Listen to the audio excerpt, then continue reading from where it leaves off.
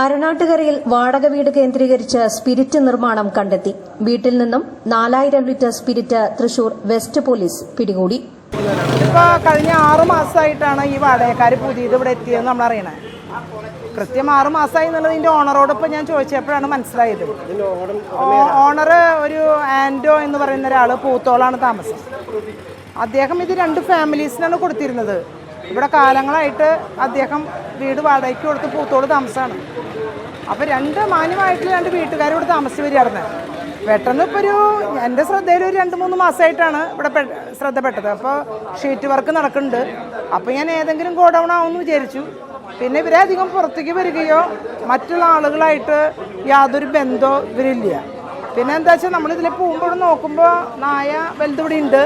പിന്നെ നമുക്കാർക്കും കൂടെ കടക്കേണ്ട ആവശ്യമില്ല. വളരെ സൈലൻ്റായിട്ട് പോകുന്ന ഒരു ഫാമിലി ആയിട്ടാണ് നമുക്ക് തോന്നിയിരിക്കുന്നത്. ഇന്ന് അപ്രതീക്ഷിതമായിട്ട് 4000 ലിറ്ററിലധികം സ്പിരിറ്റ് പിടിച്ചു എന്ന് പറയുമ്പോൾ അത് ഈ പ്രദേശത്തെ തന്നെ ഞെട്ടിക്കുന്ന ഒരു കാര്യമായിട്ടാണ് നമുക്ക് അറിയാൻ കഴിയുന്നത്.